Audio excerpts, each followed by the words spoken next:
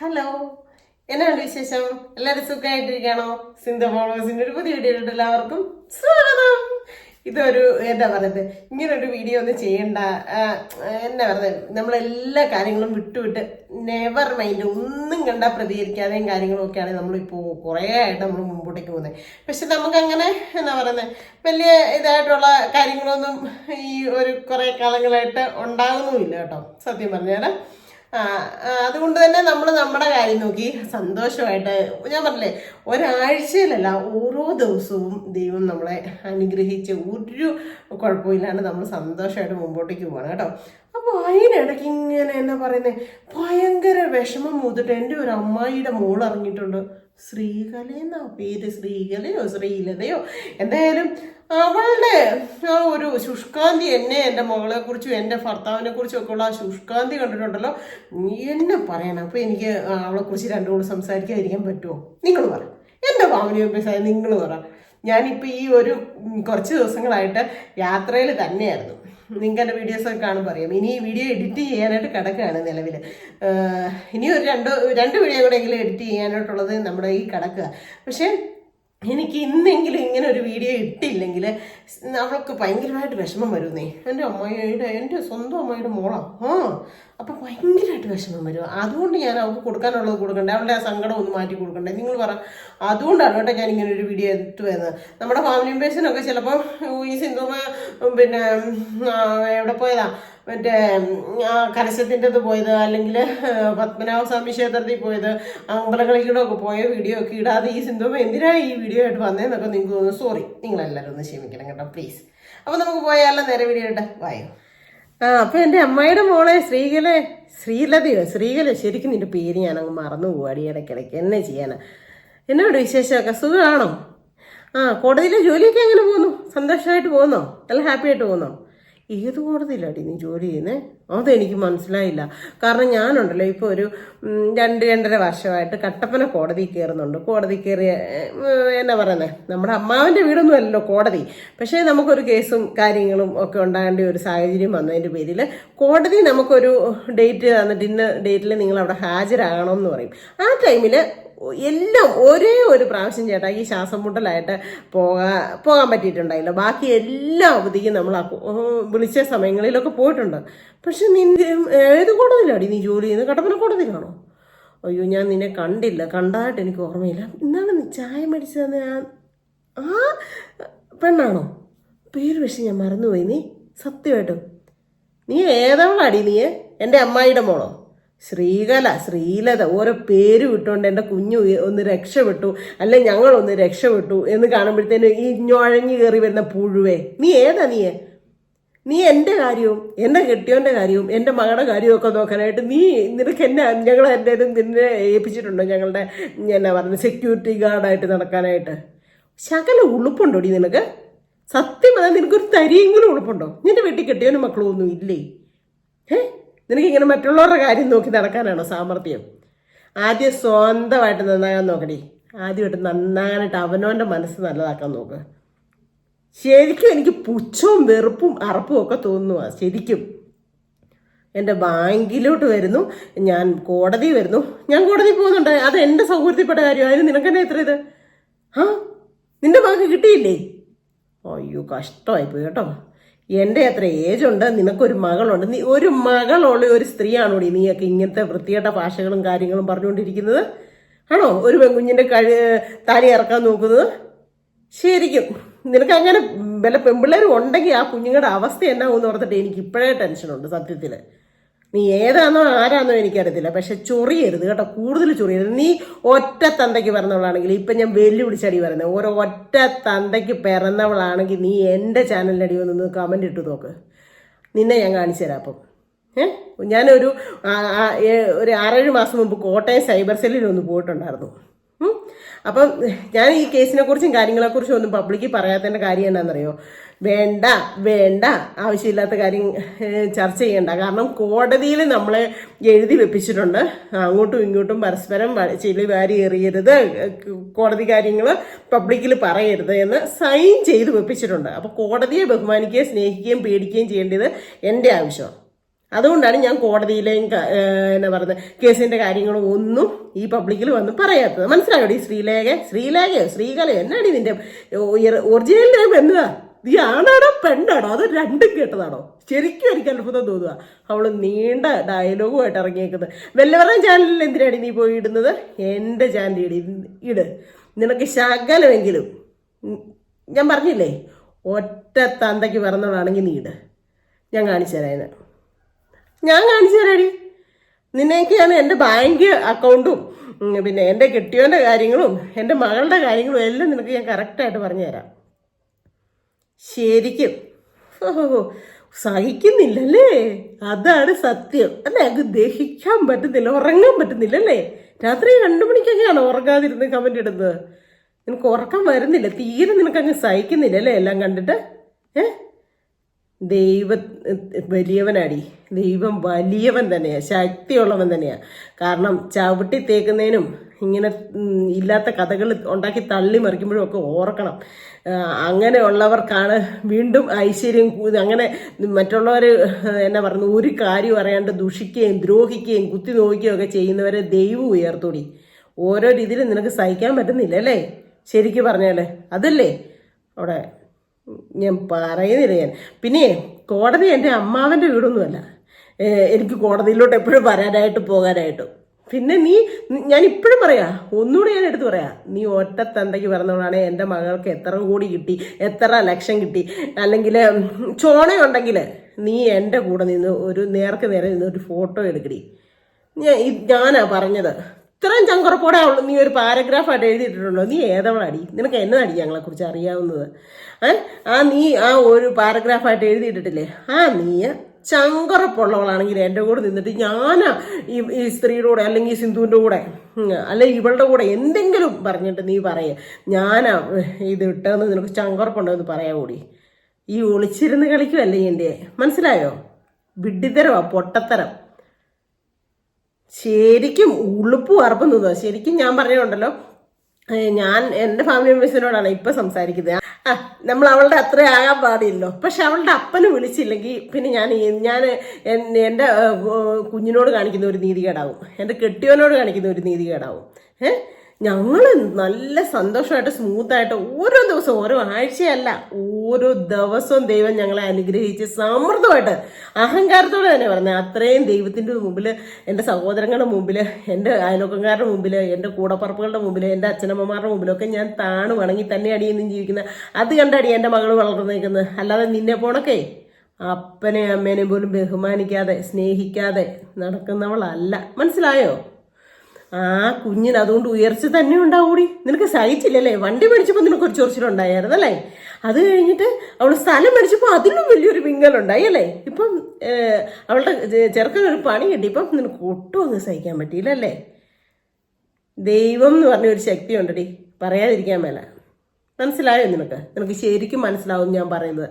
നിനക്ക് മനസ്സിലാകാതെ പോകത്തില്ലെന്ന് എനിക്ക് നല്ല ചങ്കുറപ്പുണ്ട്. കാരണം നീ ആരാ, എന്തിനാ ഞങ്ങളെ ഇങ്ങനെ ദ്രോഹിക്കുന്നേന്നേ മനസ്സിലായല്ലോ. അപ്പം ഞാൻ എൻ്റെ ഫാമിലി മെമ്പേഴ്സിനോട് പറയാണ് കേട്ടോ. ഞാനിപ്പോൾ ഈ 1-2 എന്നാ പറഞ്ഞത്, ശരിക്കും പറഞ്ഞാൽ കുറേ ദിവസങ്ങളായിട്ട് യാത്രയുടെ പുറകെയും നമ്മളിങ്ങനെ സന്തോഷമായിട്ടുള്ള കാര്യങ്ങളുമായിട്ട് മുമ്പോട്ട് പോകുന്നുണ്ടല്ലോ, നമുക്ക് ഇങ്ങനത്തെ കാര്യങ്ങളൊന്നും ശ്രദ്ധിക്കാൻ പോലും സമയം കിട്ടിയില്ല. ഞാൻ എൻ്റെ ദൈവമേ, ഈ യാത്രക്കിടയിലാണ് അമ്മൂൻ്റെ ഒരു വീഡിയോ കണ്ടത്. ശരിക്കും അമ്മൂൻ്റെ ആ വീഡിയോ കണ്ടപ്പോൾ ഞാൻ ശരിക്കും മനസ്സ് നൊന്തു. ഇതെന്നെ കാര്യം എന്നോർത്തോണ്ട്. ഒന്നാമതേ അവൻ പോയതേ ഉള്ളൂ, അതിൻ്റെ ഒരു വിഷമവും കാര്യങ്ങളും ഒക്കെ ഉണ്ടല്ലോ എന്നൊക്കെ പറഞ്ഞത്. അത് കഴിഞ്ഞപ്പോഴാണ് ഞാൻ മൊത്തം കണ്ടു കഴിഞ്ഞപ്പോൾ എനിക്ക് മനസ്സിലായത്. അതിനകത്ത് ഞാൻ പിന്നെ വണ്ടിയെ ഇരുന്ന് തന്നെയാണെങ്കിലും ഞാനൊരു കമൻറ്റ് ഇട്ടിരുന്നു. വീഡിയോ കാണാൻ താമസിച്ച് പോയി എന്ന് പറഞ്ഞിട്ടേ ഞാൻ ഒരു കമൻറ്റ് ഇട്ടിട്ടുണ്ടായിരുന്നു. അതിനകത്ത് ഞാൻ പറഞ്ഞിട്ടുണ്ട്, ഇവൾക്ക് ശകലമെങ്കിലും ഒരു തരി കടുകുമണിയുടെ എത്രയെങ്കിലും അന്തസ്വാഭിമാനം ഉള്ളവളാണെങ്കിൽ നേരിട്ട് വന്ന് എൻ്റെ ചാനലിൽ ഒരു കമൻറ്റ് ഇടണം. അതുപോലൊക്കെ തന്നെ ഈ എൻ്റെ കൊച്ചിൻ്റെ പേരിൽ ഏതേലും കോടതി, കട്ടപ്പന കോടതിയിലല്ല, ഏതേലും കോടതിയിൽ ഒരു കേസിൻ്റെ ഇതും പറഞ്ഞ് തെളിവ് കൊണ്ടുവരണം. അല്ലാതെ ചുമ്മാ നീ ഇത് കുറച്ചാൽ പോരാ. മനസ്സിലായോ? പിന്നെ നീ ഇങ്ങനത്തെ കുറയൊന്നും കുറച്ചെന്നും പറഞ്ഞുകൊണ്ട് എൻ്റെ കുഞ്ഞിൻ്റെ ജീവിതം താറുമാറാവുമോ? ഒന്നും ചെയ്യത്തില്ല. കാരണം ഇതിൻ്റെ അപ്പുറം വെടിക്കെട്ട് നടത്തിയായിരുന്നു ഒരു 2-3 വർഷം. മനസ്സിലായില്ലേ പബ്ലിക്കിൽ? പക്ഷേ എന്നിട്ട് പോലും എൻ്റെ കുഞ്ഞിനെ ദൈവം സംരക്ഷിക്കുക തന്നെ ചെയ്തേക്കുന്നത്. അപ്പോൾ അവളെ ഇപ്പം തീയിലാണ് കുരുത്തിരിക്കുന്നത്, വെയിലത്ത് വാടത്തില്ല കേട്ടോ. നീ എന്തൊക്കെ സാഹസം കാണിച്ചുകൊണ്ട് വന്നാലും അവൾക്ക് ഒരു കുന്തവും പറ്റത്തില്ല. മനസ്സിലായല്ലോ? നിനക്ക് മനസ്സിലായി കാണുമെന്ന് ഞാൻ വിചാരിക്കുന്നു. അപ്പം ഞാനിത് പറഞ്ഞുകൊണ്ടിരുന്നതിൻ്റെ ഇടയിലുണ്ടല്ലോ സ്പേസ് കുറഞ്ഞു പോയി. കാരണം ഇനിയും വീഡിയോ എഡിറ്റ് ചെയ്യാൻ വേണ്ടിയാണ് അത് കിടക്കുക. അപ്പം ആ വീഡിയോ എഡിറ്റ് ചെയ്യുന്നതിലും എനിക്ക് സ്ത്രീകളെ ഒന്ന് സന്തോഷിപ്പിക്കാതിരിക്കാൻ പറ്റത്തില്ലെന്ന് തോന്നി. കാരണം ഏതവളാ, എവിടെ കിടക്കുന്നവളാ, എന്നതാന്ന് പോലും അറിയത്തില്ല. ഏതവളാന്ന് അറിയത്തില്ല. അല്ല, ഞങ്ങളുടെ കാര്യത്തിൽ ഇത്ര എന്നെ പറഞ്ഞ ശുഷ്കാന്തിയോടെ ഇവളിങ്ങനെ കാര്യങ്ങളൊക്കെ അന്വേഷിച്ച് പിടിച്ച് നടക്കാൻ. ഞാനിതിപ്പോൾ ഇങ്ങനൊരു വീഡിയോ ഇടിയല്ലായിരുന്നു കേട്ടോ. കാരണം നിങ്ങൾക്ക് എല്ലാവർക്കും അറിയാം ഞങ്ങളുടെ കുടുംബത്തിൽ നടന്ന വിഷയങ്ങളും കാര്യങ്ങളും ഒക്കെ. അപ്പം നമ്മൾ കോടതി കയറി ഇറങ്ങുന്നുണ്ട്. ഒരു 2.5 വർഷമായിട്ട് നമ്മളെ കോടതിയിൽ നിന്ന് എന്ന് ചെല്ലാം ഹാജരാകാൻ പറഞ്ഞിട്ടോ ആ ഡേറ്റിലൊക്കെ നമ്മൾ കോടതി പോയിട്ടുണ്ട്. ഒരേ ഒരു പ്രാവശ്യം മാത്രമാണ് ചേട്ടായിക്ക് ശ്വാസം മുട്ടലായിട്ട് കോടതി പോകാതിരുന്നത്. അപ്പം നമുക്ക് ആദ്യം വേറൊരു വക്കീലായിരുന്നു, ഇപ്പം വേറൊരു വക്കീൽ, അങ്ങനെ 2 വക്കീലുമാരെ. പിന്നെ കോടതി ചെന്ന് അവിടെ കണ്ട് പരിചയമുള്ള 1-2 പേരെ എനിക്കറിയാം. എല്ലാവരും ഒന്നും എനിക്ക് കോടതി വലിയ പരിചയവും കാര്യങ്ങളൊന്നുമില്ല. എങ്കിലും ഞാൻ ഈ കാര്യങ്ങൾ അറിഞ്ഞു കഴിഞ്ഞപ്പം ഞാൻ കോടതി ജീവനക്കാരിയാണ്, ഒരു ഉളുപ്പുമില്ലാതെ. അപ്പം ഇവിടെ ഒന്നും പിടിച്ചില്ല, ശരിയാകത്തില്ലല്ലോ. നമ്മൾ അങ്ങനെ അങ്ങോട്ട് മണ്ടന്മാരായി കഴിഞ്ഞാൽ കൊള്ളത്തില്ല. ആ കോട്ടയത്ത് സൈബർ സെല്ലിൽ ചെന്നപ്പോൾ പറഞ്ഞോണ്ട് ഇനി എന്തെങ്കിലും ഒരു കുഞ്ഞാരോപണമെങ്കിലും നിങ്ങളുടെ നേരെ നിങ്ങളെ അറിയത്തില്ലാത്തയോ ഫേക്ക് ഐഡിയോ ഏത് ഐഡിയിൽ നിന്ന് വന്നാലും നിങ്ങൾ മുമ്പോട്ടേക്ക് വന്നിട്ടുണ്ടെങ്കിൽ അതിന് വേണ്ട കാര്യങ്ങൾ ചെയ്തോളാം എന്ന് നമുക്ക് പറഞ്ഞിട്ടുണ്ടായിരുന്നു. നമുക്ക് അതിൻ്റെ ഒരു പേപ്പറും നമ്മുടെ കയ്യിലുണ്ട്. അപ്പം ഞാൻ എൻ്റെ നിലവിലുള്ള വക്കീലിനെ വിളിച്ചിട്ട് ചോദിച്ചു, സാറേ ശ്രീകലയെന്നോ ശ്രീലേഖയെന്നോ പറയുന്ന എന്തെങ്കിലും ഏതെങ്കിലും ജോലിയിലുള്ള ആരെങ്കിലും അവിടെ ഉണ്ടോ എന്ന് ചോദിച്ചു. അപ്പം നമ്മുടെ കട്ടപ്പന കോടതിയിലാണോ സിന്ധു എന്ന് ചോദിച്ചു. ഞാൻ പറഞ്ഞാൽ അതെ, ഞങ്ങളുടെ ഇതിൽ ശ്രീകലയെന്നും ശ്രീലതയെന്നും ഒന്നും പറഞ്ഞില്ല, ജയശ്രീ എന്ന് പറഞ്ഞുകൊണ്ട് ശ്രീലക്ഷ്മി എന്ന് പറഞ്ഞുകൊണ്ട് അങ്ങനെ 2 പേരുണ്ട്, അത് വല്ലതും ആണോ എന്ന് ചോദിച്ചു. ഞാൻ പറഞ്ഞു അയ്യോ അല്ല, ഒരു ഫേക്ക് ഐ ഡിന്ന് എനിക്ക് വന്നിട്ടുണ്ട്. ഫേക്ക് ഐ ഡി ആണ്, കാരണം ഒരു 5-8 മാസം മുമ്പ് തുടങ്ങി എടുത്തേക്കുന്ന ഐഡിയ ആണ്. അതും രാത്രി 2 മണിക്ക് ശേഷമൊക്കെ കമൻറ്റ് ഇടാറുള്ളൂ. അപ്പോൾ തിരക്ക് ബിസിയുള്ള ആളാണ് കേട്ടോ. എൻ്റെ അമ്മാവൻ്റെ മോളല്ലേ അവളെ, അമ്മാവൻ്റെ അല്ലേ എൻ്റെ അബ്ബായിയുടെ അവിടെ. അപ്പം വിഷ്ണു പോയി അറിയപ്പോഴത്തേനും ഇങ്ങനെ അടുത്ത ഉടായ്പായിട്ട് വന്നതെന്ന് പറഞ്ഞു. ആ കൊച്ചിനോട് വേറെ അങ്ങോട്ട് ആ ഐഡിയും കൊണ്ട് വെച്ചിട്ട് നല്ല ഒരെണ്ണം കഴിഞ്ഞ പ്രാവശ്യം ചെയ്ത കണക്ക് കോട്ടയത്ത് ചെയ്ത കണക്ക് അനത്താൻ പറ, അപ്പോൾ അവളുടെ സൂക്കടങ്ങ് തീർന്നോളൂ എന്ന് പറഞ്ഞു വക്കീല്. അപ്പം ഞാൻ പറഞ്ഞു അല്ല, എനിക്കിതൊന്ന് അറിഞ്ഞിട്ട് എനിക്കൊരു വീഡിയോ ഇടണം സാറേ. കാരണം ഞാൻ മാസാമാസം കോടതി വരുന്നു, എൻ്റെ കൊച്ചു ബസ്സിന് കയറി വരുന്നു. ബസ്സിനല്ല, നീ ഒരു കാര്യം ചെയ്യും, ഇനി മുതൽ നീ ബസ്സിന് എൻ്റെ കൊച്ചു കയറി വരുന്ന വിഷമമാണെങ്കിൽ നീ കാറും കൊണ്ട് ചെല്ലു കേട്ടോ. ഇപ്പം വിഷ്ണു കൂടി ഇല്ലാത്തതുകൊണ്ട് അവർക്ക് കാറും കൊണ്ട് ഇത്രയും ദൂരം വരാൻ പറ്റത്തില്ലല്ലോ. അപ്പം നീ ഇനിയിപ്പം ഓരോ പ്രാവശ്യം ചെല്ലണേ. എൻ്റെ പൊന്നു ശ്രീലത എന്നതാടി, ശ്രീലത ആണോ നിന്റെ പേര്? നീ ചെന്ന് പോയി കൂട്ടിക്കൊണ്ട് വരണം കേട്ടോ. നീ ഏതായാലും ഞങ്ങളുടെ ബാക്കി കാര്യങ്ങളെല്ലാം ഇങ്ങനെ അന്വേഷിച്ച് പിടിക്കാൻ നടക്കുമല്ലേ. എടീ സിന്ധു, നീയൊക്കെ ദുഃഖിക്കുന്നോ, നീയൊക്കെ കണ്ണുനീര് കുടിക്കുന്നോ, നീ വേദനിക്കുന്നോ? ഞങ്ങളുടെ കണ്ണുനീര് തുടയ്ക്കാൻ നീ വരണ്ട, ഞങ്ങൾ തുടച്ചോളാം കേട്ടോ. ശരിക്കും ഞങ്ങളെ എങ്ങനെ ദ്രോഹിക്കാം, ഞങ്ങളെ എങ്ങനെ വിഷമിപ്പിക്കാം. ഞാനുണ്ടല്ലോ ഞാൻ ഇന്ന് വരെ ഞാൻ കാഞ്ചിയാറ്റി താമസിച്ചിട്ടുണ്ട്, ആറ്റിയാലി താമസിച്ചിട്ടുണ്ട്, കാഞ്ചിയാറ്റി തന്നെ 2 താമസിച്ചിട്ടുണ്ട്, എസ്റ്റേറ്റിൽ താമസിച്ചിട്ടുണ്ട്, ഇപ്പം ഇവിടെ താമസിക്കുന്നുണ്ട്, കാക്കത്തോട്ടി താമസിച്ചിട്ടുണ്ട്. 6 സ്ഥലത്ത് ഈ 47-48 വയസ്സുകൊണ്ട് ഞാൻ താമസിച്ചിട്ടുണ്ട്. ഒരയൽവക്കംകാരോടോ ഒരു വീട്ടുകാരോടോ നാട്ടുകാരോടോ അല്ലെ കൂടപ്പുറപ്പുകളോടോ കൂട്ടുകാരോടോ ഒന്നും ഞാൻ ഒരു ഗുസ്തിക്കും വഴക്കിനും പോയിട്ടില്ല. എനിക്ക് ഒരു ശത്രുവില്ല, ഒരു ശത്രുക്കളും ഇല്ല എനിക്ക് ഈ ഭൂമിയിൽ. പക്ഷേ ഒരു ജീവിതത്തിൻ്റെ ഭാഗമായിട്ട് എനിക്ക് ഒരാളോട് മനസ്സുകൊണ്ട് ഇതല്ലാട്ടെ, അതിപ്പോഴും അങ്ങനെ തന്നെയാണ് ഇരിക്കുന്നത്. ശകലം പോലും മാറ്റം വന്നിട്ടില്ല. മനസ്സിൽ ഇഷ്ടമില്ലായ്മ വന്നു, പക്ഷേ ഞാൻ ആ ആളോട് ക്ഷമിച്ചു. അല്ലാണ്ട് ലോകത്തൊരു വ്യക്തിയോട് ഞാൻ വഴക്കിട്ടാനും പോയിട്ടില്ല. എനിക്ക് വൈരാഗ്യ ബുദ്ധിയില്ല, ക്ഷമിക്കേണ്ട കാര്യവും വന്നിട്ടില്ല, ഒന്നുമില്ല. ആ ഒരേ ഒരാളോട് ക്ഷമിക്കേണ്ടി വന്നു, അമ്മ എന്നുള്ള നിലയിൽ. മനസ്സിലായോ നിനക്ക്? അല്ലാതെ നിന്നെപ്പോണക്കുള്ള ഈ കില്ലപ്പട്ടികളില്ലേ, അത് നിനക്ക് പറയാനുള്ള പേരുള്ളൂ. നിന്നെപ്പോണക്ക് ഹോട്ടലിൽ തീറ്റയും മോട്ടറെ കിടപ്പും ഒന്നും അല്ല ഞങ്ങളുടെ തൊഴിൽ.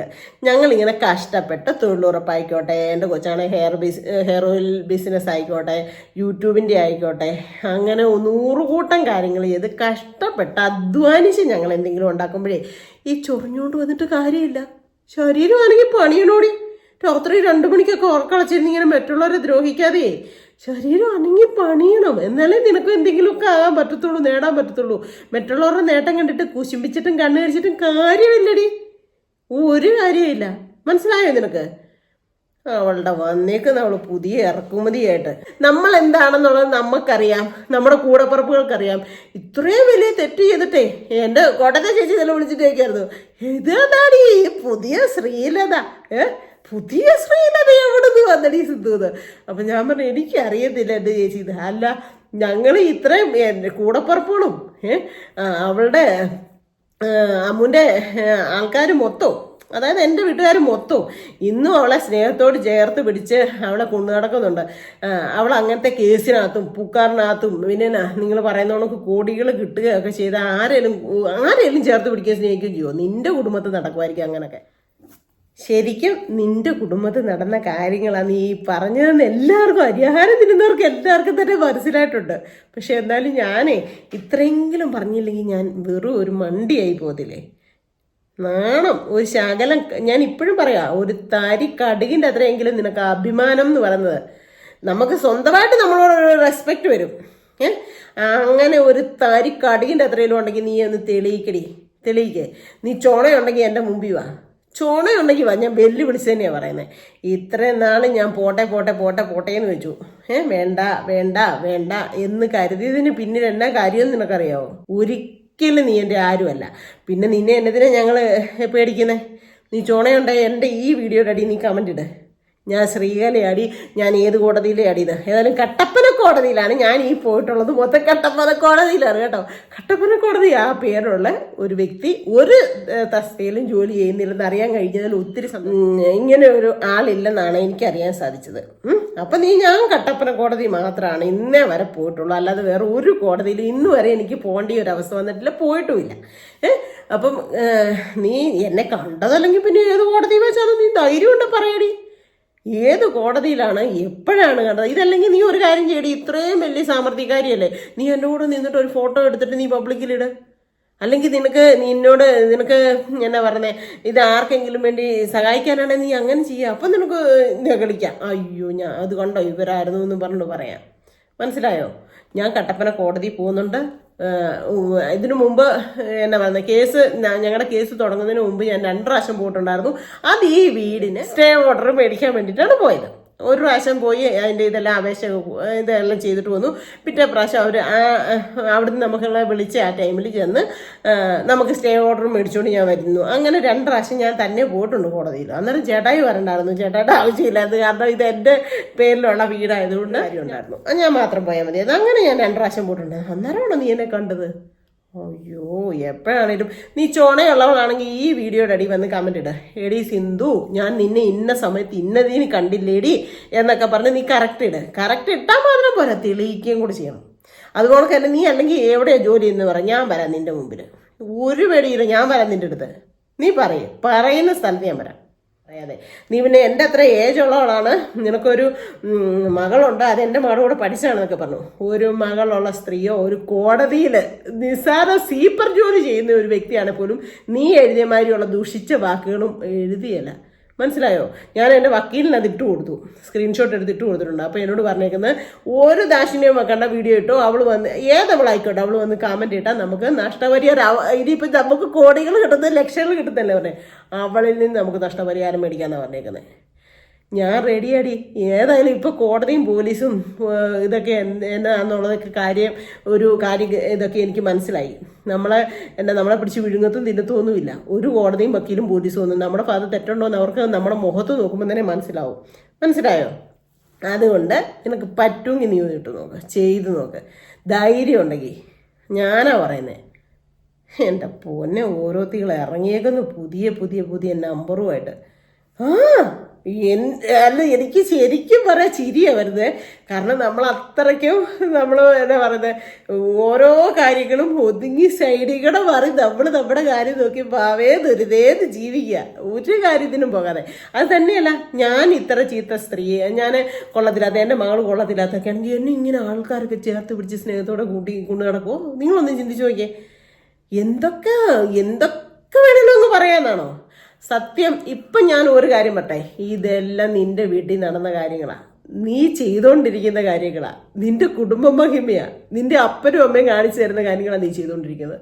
പിന്നെ പറഞ്ഞിട്ട് കാര്യമില്ല, ആരെയും നന്നാക്കാൻ പറ്റില്ല. ആദ്യം നമ്മുടെ കുടുംബത്തോരാണെങ്കിലും അമ്മ ഇപ്പം പെർഫെക്റ്റ് അല്ലെങ്കിൽ അപ്പനായിരിക്കണം. അപ്പനോ അമ്മയോ ആരെങ്കിലും ഒരാൾ നല്ലവരുണ്ടെങ്കിൽ നീ ഇങ്ങനെ പറയുകയില്ല. കാരണം നിങ്ങളുടെ അങ്ങനത്തെ കേസാണ്, മനസ്സിലായോ? അപ്പം അതുകൊണ്ടാണ് നിനക്ക് ഇങ്ങനത്തെ സംസാരിക്കാനും ഇങ്ങനത്തെ എഴുതാനും കാര്യങ്ങളും ഒക്കെ പറ്റുന്നത് കേട്ടോ. അതുകൊണ്ട് ഇങ്ങോട്ട് ഓലപ്പാമ്പ് കാണിച്ച് പേടിപ്പിക്കണ്ട, നമ്മൾ പേടിക്കുന്നില്ല, മനസ്സിലായല്ലോ? ഞാൻ പറഞ്ഞില്ലേ, ക്ഷമയെന്ന് പറയുന്ന ആട്ട് സൂപ്പിന്റെ ഫലം ചെയ്യുമെന്ന് പറഞ്ഞു കേട്ടിട്ടുണ്ട്.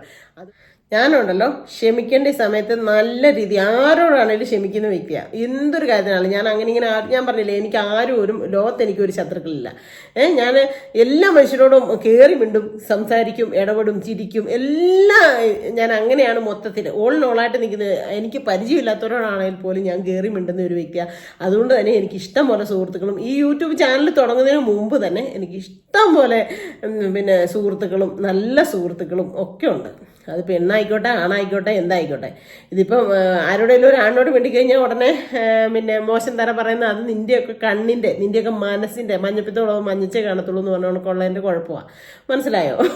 അല്ലെങ്കിൽ നീ എന്താണോ അതാണ് മറ്റുള്ളവരെ പറയുന്നത്. ഒരു പട്ടിക്ക് വേറൊരു പട്ടിയെ കണ്ടാൽ തിരിച്ചറിയാൻ പറ്റത്തുള്ളൂ എന്ന് പറഞ്ഞു കേട്ടുള്ളൂ. ഞാനൊരു ചീത്ത സ്ത്രീയാണ്, അല്ലെ ഞാൻ ചെയ്യുന്നത് ഇങ്ങനെയാണ്, ഞാനൊരു മോശമാണെങ്കിൽ അയ്യോ ദേ അവരും അങ്ങനെ തന്നെയാണ് കേട്ടോ, അങ്ങനെ ചിന്തിക്കുമെന്നാണ് പണ്ടുള്ള മനുഷ്യർ പറഞ്ഞ് ഞാൻ കേട്ടിട്ടുണ്ട്. അതാണ് നീ ചെയ്യുന്നതും പ്രവർത്തിക്കുന്നതും ഒക്കെ. നമ്മുടെ മനസ്സിൽ നമുക്ക് നന്മയുണ്ടെങ്കിലേ നമ്മൾ നന്നാകത്തുള്ളൂ, നമ്മൾ രക്ഷപ്പെടത്തുള്ളൂ, നമുക്ക് സന്തോഷമായിട്ട് ചിരിക്കാൻ പറ്റത്തുള്ളൂ, നമ്മുടെ മുഖത്തൊരു പ്രസാദം ഉണ്ടാകത്തുള്ളൂ, നമുക്ക് നമ്മുടെ ശരീരം പുഷ്ടിപ്പെടുത്തുള്ളൂ, നല്ല ആരോഗ്യമായിട്ടുള്ള മനസ്സ് കിട്ടത്തുള്ളൂ. ശരീരവും മനസ്സും ആരോഗ്യം ഉണ്ടെങ്കിലേ നമുക്ക് മുമ്പോട്ടേക്ക് ജീവിക്കാൻ പറ്റത്തുള്ളൂ. നിന്നെപ്പോണക്കുള്ളവർക്ക് അത് വലിയ ബുദ്ധിമുട്ടാണ് മോളെ, സത്യമായിട്ട് ഞാൻ പറയാം. അതുകൊണ്ടുണ്ടല്ലോ നിനക്ക് എന്താ പറയുന്നത്, അത് ശരിക്കും പറഞ്ഞാൽ അതിന് എന്നാ പേര് പറയേണ്ടതെന്ന് എനിക്കറിയത്തില്ല. ആ ഒരു ഉള്ളിൽ ആ ദുഷ്ടത നിറഞ്ഞ ആ മനസ്സിനകത്ത് നിന്ന് വരുന്ന കാര്യങ്ങളാണ് നീ പറയുന്നതും എഴുതി വെച്ചതും ഒക്കെ. ഒരു പരിധി വരെ എനിക്ക് നിന്നോട് ഒന്നേ പറയാനുള്ളൂ, ഇനിയെങ്കിലും നന്നാകുക. സത്യം, ഇനിയെങ്കിലും നീയൊക്കെ നന്നാകുക. ദൈവമെങ്കിലും കൂടെ വേണം എന്നുണ്ടെങ്കിൽ